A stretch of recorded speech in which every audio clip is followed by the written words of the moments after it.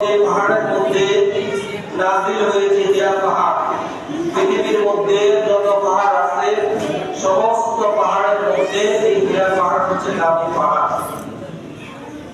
পৃথিবীর মধ্যে আল্লাহ পাক রব্বুল আলামিন কোরআন কারীম নাজিল করেছেন মক্কা এবং মদিনায়। এজন্য পৃথিবীর যত শহর আছে সকল শহরের মধ্যে মক্কা এবং মদিনার দাম সবচেয়ে বেশি। সুবহানাল্লাহ। এমনি ভাবে পুরা বছরের মধ্যে 12টি মাস, এই 12টি মাসের মধ্যে সবচেয়ে দামি মাস হচ্ছে রমজান মাস। কোন মাস বলেন? রমজান মাস। এই রমজান মাস দামি কেন?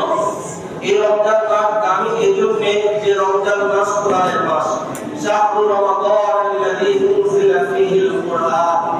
আল্লাহ পাক পবিত্র মাহে রমজানে কোরআন নাযিল করেছেন। এটাকে কোরআনের মাস বলা হয়। যত রাত আছে পুরো বছরের মধ্যে এই রাতগুলোর মধ্যে সবচেয়ে দামি রাত হচ্ছে লাইলাতুল কদর। লাইলাতুল কদর এত দামি কেন? আল্লাহ পাক রব্বুল আলামিন এই লাইলাতুল কদরে কোরআনে কারীম নাযিল করেছেন। আল্লাহ পাক রব্বুল আলামিন এই কোরআনে বলেন, ইন্না আনজালনাহু ফি লাইলাতিল কদর। নিশ্চয় আমি কোরআন নাযিল করেছি লাইলাতুল কদরে।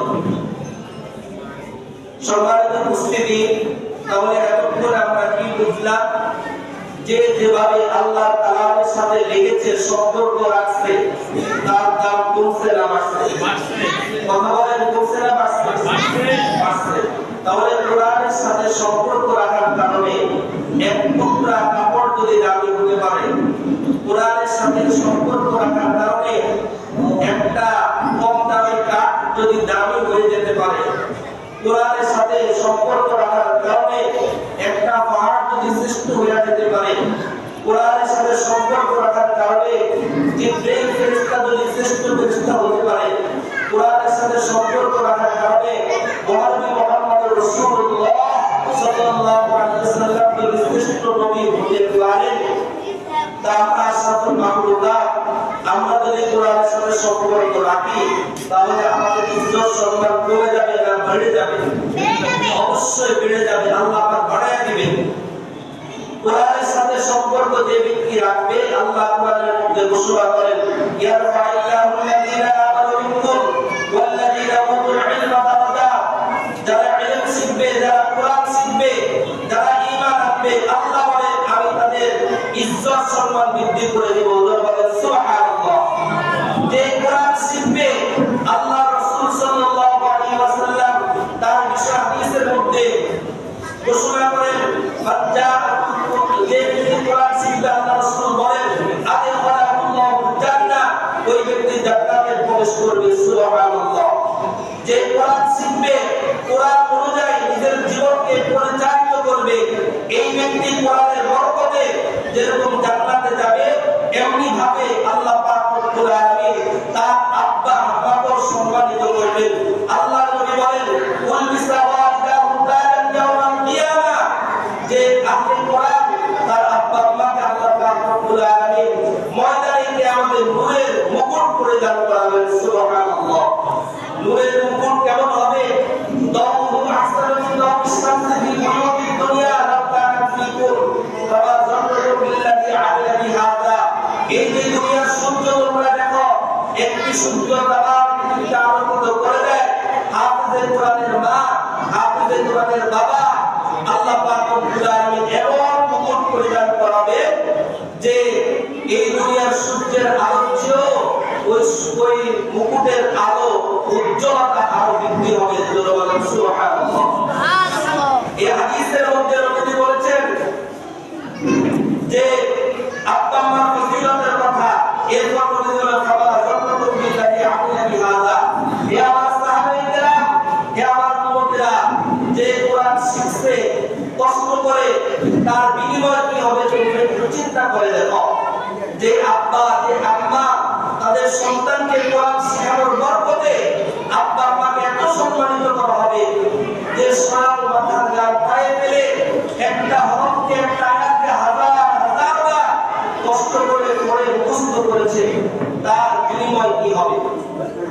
সম্মানিত উপস্থিতি, তাহলে কোরআন মানুষদেরকে দামি বাড়ায়, কোরআন মানুষের ইজ্জত বৃদ্ধি করে, কোরআন মানুষদের দুনিয়াতেও শান্তি এনে দেয়, কোরআন রহমত এনে দেয়, কোরআন বরকতের কারণ হয়।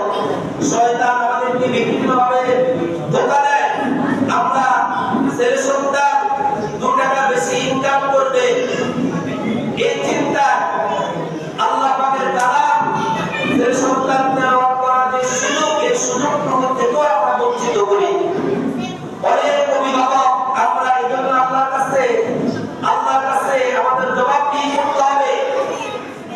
দেখা যায় সন্তানের শুরু বয়স থেকে তাকে জামাতের লাইনে শিক্ষার প্রতি আমরা অভিভাবকরা এতটাই পাগল হয়ে যায়, তারা কোরআন যে শিখলো না এই অনুভূতি আমাদের দিলের মধ্যে নাই। অথচ এই কোরআন যদি আমি সন্তানকে শেখাই, এই কোরআন যে সন্তান 1 পৃষ্ঠা সঠিক শুদ্ধভাবে তেলাওয়াত করতে পারে না, শিখালাম না, আল্লাহর কাছে আমি কি জবাব দিব? কি বলেন, জবাব দিতে হবে কিনা? অবশ্যই জবাব দিতে হবে। যারা ছেলে সন্তানকে কোরআন না শেখায়, ছেলে সন্তানকে যারা দ্বীন না শেখায়, ছেলে সন্তানকে ঈমান আমল না শেখায়, ওই আব্বা আম্মা এই ছেলে সন্তানের কারণে পরকালে আটকে যাবে। আল্লাহ পাক রব্বুল আলামিন বলেন, ওয়াকালু রাব্বানা ইন্না আতা'না সাদাতানা ওয়া কুবরা'ানা ফাদাল্লুনা সাবিলা রব্বানা আতিহিম দি'ফাইনি মিনাল আযাবি ওয়া ল'আনহুম লা'নান কাবীরা। যখন সন্তানকে তার দ্বীনদারি না শিখে আসার কারণে, ঈমান নিয়ে না আসার কারণে জাহান্নামের ফয়সালা হয়ে যাবে, তখন সন্তান কি করবে? আল্লাহ, এই যে আমি ঈমান নিয়ে আসতাম না, আমি যে আমল নিয়ে আসতাম না, কোরআন শিখে আসতাম না, এই অপরাধ আমার একার না, আমার আব্বা, আমার আম্মা, আমার বড়রা আমাকে এই লাইনে দ্বীন শিখানোর কাজে সহযোগিতা করেন নাই। যারা আমার উপর জুলুম করেছেন, আমার অভিভাবক আমার হক নষ্ট করেছেন, হে আল্লাহ, যখন আপনার পক্ষ থেকে জাহান্নামে যাওয়ার ফয়সালা সিদ্ধান্ত আমাদের জাহান্নামে দিবেন আল্লাহ, আমি আপনার কাছে আজকে আমার আব্বা আমার আম্মার বিরুদ্ধে অভিযোগ দায়ের করতেছি। তাদেরকে সামনে আনেন, তাদের বুকের উপরে পড়া দিয়ে এরপর আমি জাহান্নামে যাব। বলেন নাউজুবিল্লাহ। এরপর ওই সন্তান কি করবে? হে আল্লাহ, রব্বানা আতিহিম দি'ফাইনি মিনাল আযাব ওয়া ল'আনহুম লা'নান কাবীরা। আল্লাহ, আমাকে আপনি যেই পরিমাণ শাস্তি দিবেন, আমার আব্বা, আমার আম্মা, আমার অভিভাবক দুনিয়াতে যারা ছিল এদেরকে রিডবল শাস্তির ব্যবস্থা করবেন। বলেন নাউজুবিল্লাহ। আর সন্তানকে যদি আমরা দ্বীনদার বানাইতে পারি, কোরআন শিখাইতে পারি, কোরআন অনুযায়ী জিন্দেগি যাপন করাইতে পারি, তাহলে এই সন্তান যখন জান্নাতের সিদ্ধান্ত হবে, সন্তান বলবে, আল্লাহ, আমি আমার আব্বা আমার আম্মাকে ছাড়া আমি জান্নাতে যাব না। আল্লাহ পাক রব্বুল আলামিন ওই সন্তানের সুপারিশ কবুল করে তার আব্বা আম্মার জন্য জান্নাতের ফয়সালা করে দিলেন। সুবহানাল্লাহ। সম্মানিত উপস্থিতি, আশা করি আপনারা বুঝছেন কোরআনের গুরুত্ব। আল্লাহ পাক রব্বুল আলামিন আমাদের প্রত্যেককে আল্লাহ পাক রব্বুল আলামিন আমাদের ছেলে সন্তানের যে অর্পিত দায়িত্ব, আমাদের উপর জিম্মাদারি, তাদেরকে ঈমান শেখানো, তাদেরকে আমলের লাইনে অগ্রসর করানো, তাদেরকে আল্লাহর কালাম শেখানো, এই দায়িত্ব আল্লাহ পাক আমাদের প্রত্যেককে আদায় করবার তৌফিক দান করেন। সকলে বলে আমিন। আলহামদুলিল্লাহ। ভদ্র প্রতিষ্ঠান সুলগ্ন থেকে সুনামের সাথে চলে আসতেছে হচ্ছে আমাদের মন্ডলতলী বাজার রহমানিয়া মাদ্রাসার পরিচালক জনাব ডাক্তার আব্দুল মুত্তালিব সাহেবের ছেলে আব্দুল্লাহ। এরপর কয়েকজন হাফেজ হয়ে গেলাম। আল্লাহ পাক এই প্রতিষ্ঠানের উসিলায় আমাদের এলাকার মধ্যে দ্বীনে হাওয়া স্থাপন করে দেন এবং দিন প্রতিষ্ঠাতা যারা আছেন, আল্লাহ পাক রব্বুল আলামিন তাদেরকে বিচক্ষণতা দান করেন, তাদেরকে যাতে আরো সুন্দরভাবে এই প্রতিষ্ঠান সুন্দরভাবে পরিচালনা করতে পারে আল্লাহ পাক সেই তৌফিক দান করেন। আল্লাহ পাক রব্বুল আলামিন সব দ্বীনি প্রতিষ্ঠানগুলোকে কবুল আর মঞ্জুর করে নেন। সকলে বলে আমিন।